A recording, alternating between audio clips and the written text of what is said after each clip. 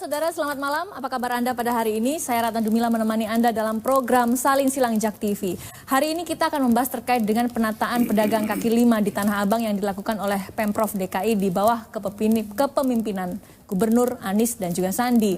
Sudah 2 minggu berjalan, ada pro dan kontra, ada kritikan, ada masukan, bahkan ada juga teguran. Kita simak liputannya yang satu ini.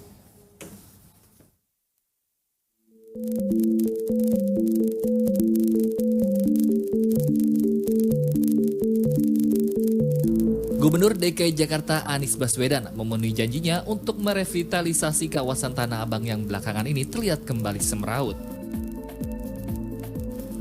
Langkah awal yang dilakukan oleh Gubernur Anies adalah menutup Jalan Jati Baru yang ada di depan stasiun Tanah Abang pada pukul 8 pagi hingga 6 sore setiap hari.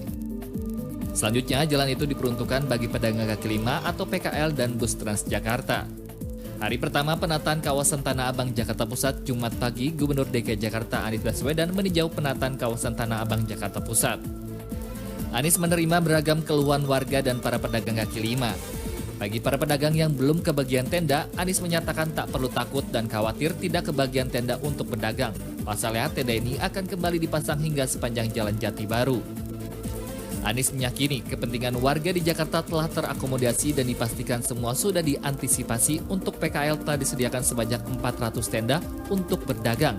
Ojek online dan ojek pangkalan telah disediakan parkir khusus serta disediakan shuttle bus Transjakarta secara gratis. Jadi kita saksikan tadi semua kepentingan bisa difasilitasi. Bagi pejalan kaki trotoarnya bebas PKL.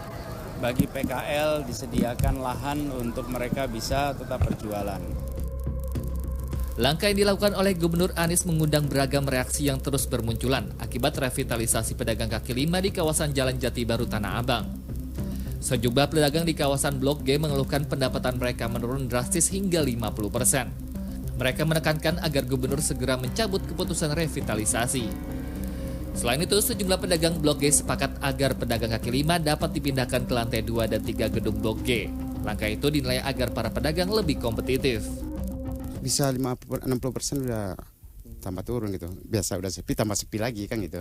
Marilah pedagang kaki lima ini ngumpul semuanya di Blok G ini, kasih aset jalan ke sini. Gitu. Menurut saya ya ini aja lah diperhatikan, pedagang Blok G ini diperhatikan lagi, terus disatukan pedagang yang lama itu, yang baru itu kemari gitu. Jadi pasarnya makin ramai itu saya rasa. Sementara pejalan kaki setuju dengan langkah Pemprov DKI Jakarta merevitalisasi PKL. Tetapi mengeluhkan disiplin yang buruk di kawasan revitalisasi Jati Baru dan meminta Pemprov DKI dapat memperhatikan lampu penerangan jalan di wilayah sekitar. Kalau penataan bagus, artinya tidak mengganggu lalu lintas yang ada. Harapan saya sih sampah itu bersih seperti berlangsungnya pasar penataan kaki lima ini. Pengamat kebijakan publik dan tata kota Yayat Supriyatna melihat bahwa persoalan ini terkait soal keadilan tata ruang. Selama ini PKL tidak diakomodir ruangan usahanya. Tidak ada aturan satupun di dalam tata ruang Jakarta yang mengatur tempat mereka.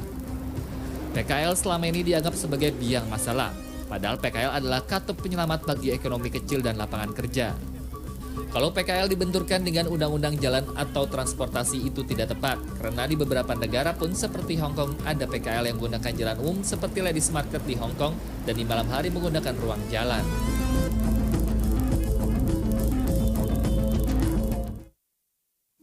Ya, membahas terkait dengan bagaimana perkembangan kondisi Tanah Abang setelah 2 minggu ditata ala Gubernur Anies dan juga Sandi. Saya tidak sendiri, saya akan membahasnya dengan 4 narasumber saya yang sudah hadir di studio Jak TV malam ini. Yang pertama sudah ada Pak Irwan di Kadis Koperasi UMKM dan Perdagangan DKI. Selamat malam, Pak. Selamat malam, Mbak Ratna. Kemudian sudah ada Bang Sarman Simanjorang, Wakil Ketua Asosiasi Pedagang Pasar Seluruh Indonesia dan juga merupakan Wakil Ketua Umum Kadin DKI Jakarta. Malam, Mbak Ratna. Selamat malam, Bang Sarman. Kemudian ada Mas Nirwono Yoga selaku pengamat tata kota. Ya, selamat malam, Mbak Ratna. Selamat malam, Mas Nirwono. Dan juga ada Bung Alfred Sitorus, Ketua Koalisi Pejalan Kaki. Selamat malam. Ya, selamat malam. Saya pertama ke Pak Bang Sarman dulu. Bang Sarman, Anda kan sebagai Wakil Ketua Umum DKI Jakarta dan juga merupakan representasi dari Asosiasi Pedagang Pasar di seluruh Indonesia. Kalau Anda melihat setelah 2 minggu setelah penataan Tanah Abang ini, apa masukan dari para pedagang di sana? Pertama memang ya, kita sangat menyambut positif, sangat baik dan apresiasi ada niatan Pemda untuk menata secara permanen. Ya, selama ini memang ada penataan daripada Pemda DKI Jakarta, tapi belum bersifat permanen gitu. Jadi artinya ya yang kita lihat seperti praktik-praktik di lapangan, misalnya PKL itu kasihan gitu. Kadang-kadang diberi izin, tapi kadang-kadang juga digebek oleh petugas Satpol PP. Kadang-kadang didiamkan, diberikan lagi kesempatan. Jadi tidak ada suatu kebijakan yang permanen. Jadi yang kasihan adalah PKL kita, pedagang-pedagang kita. Memang kita lihat bahwasanya setiap kebijakan itu ada pro dan kontra, pasti itu. Tapi saya rasa pemerintah DKI Jakarta kan sudah mengadakan suatu evaluasi yang komprehensif. Mana yang terbaik sebenarnya? Memang ada kadang-kadang ya ini ada melanggar undang-undang lalu lintas dan lain sebagainya. Tapi menurut hemat kami adalah, kami juga dari Kadin selalu menyuarakan, kami butuh kebijakan yang pro bisnis dan pro dunia usaha. Artinya di sini bahwa Tanah Abang ini kan menjadi salah satu ikon daripada Jakarta. Ya, setiap hari di sana ada transaksi sekitar 100 miliar. Itu kan sangat-sangat strategis dalam rangka meningkatkan potensi dan menggerakkan pertumbuhan ekonomi Jakarta.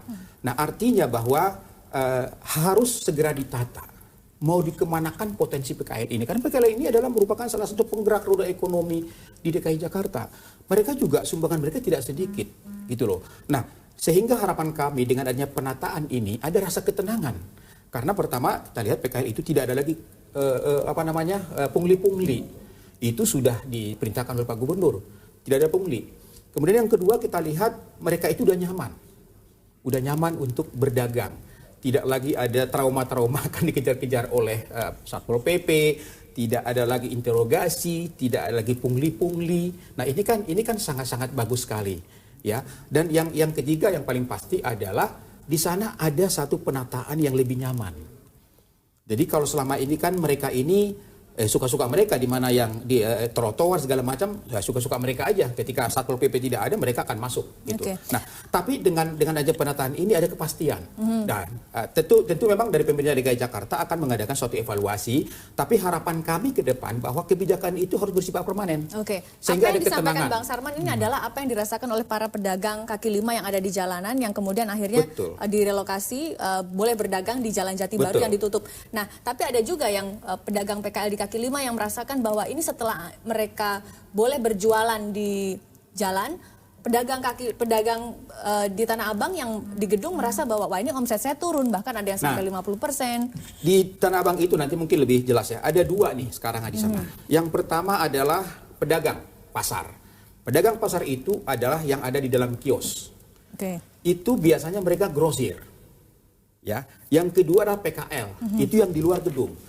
Biasanya kalau yang namanya yang di dalam gedung itu, yang di dalam kios itu sudah grosir dan mereka udah punya langganan tetap.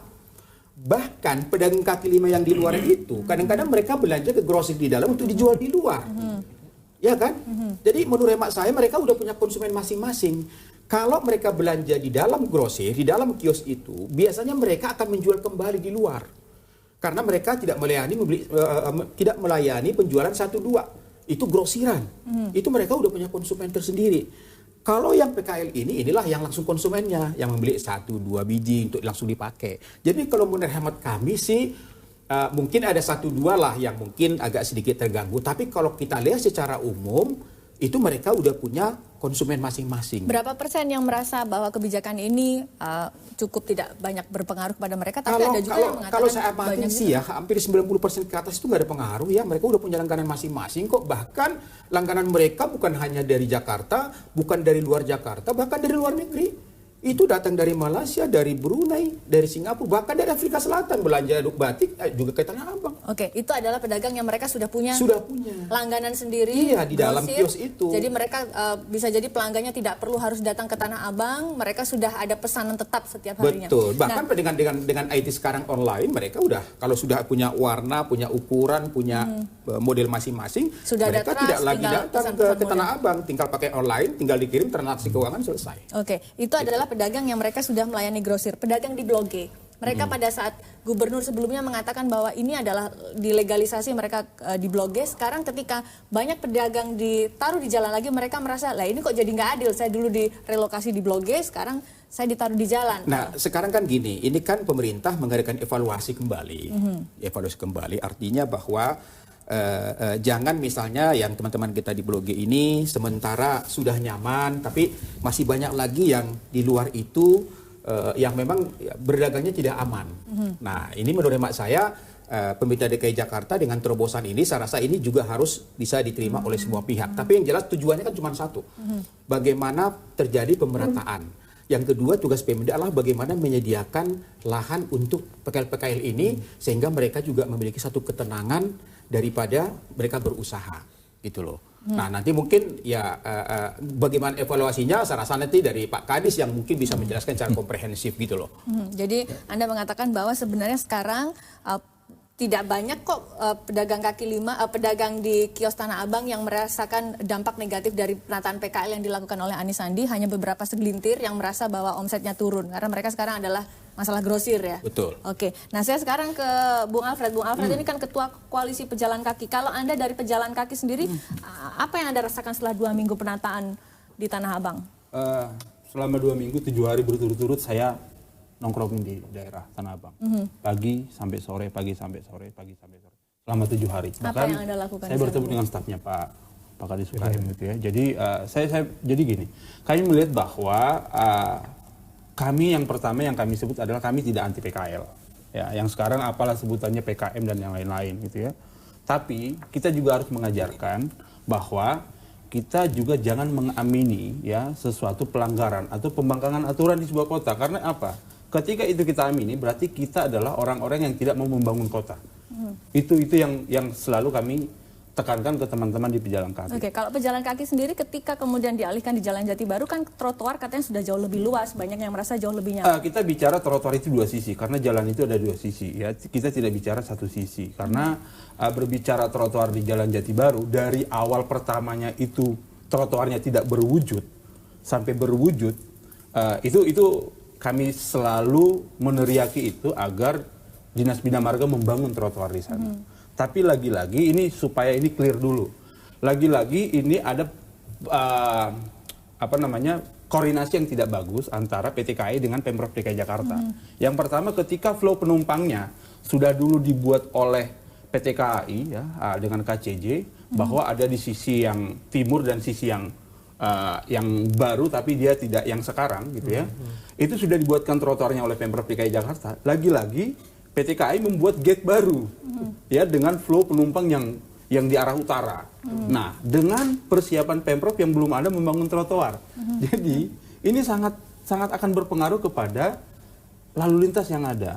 Jadi, ya ini juga tidak lepas dari rekayasa yang dilakukan oleh teman-teman di PT KAI dan Pemprov DKI Jakarta yang memang belum koordinasi. Oke, tidak ada miskoordinasi antara KAI itu. dan Jadi Pemprov. pejalan kakinya akhirnya seperti yang disebut sebelum-sebelumnya, pejalan kaki seperti laler di mana-mana gitu ya, karena terlalu banyak. Karena memang flow-nya itu tidak pernah mau dikoordinasikan. Itu yang pertama.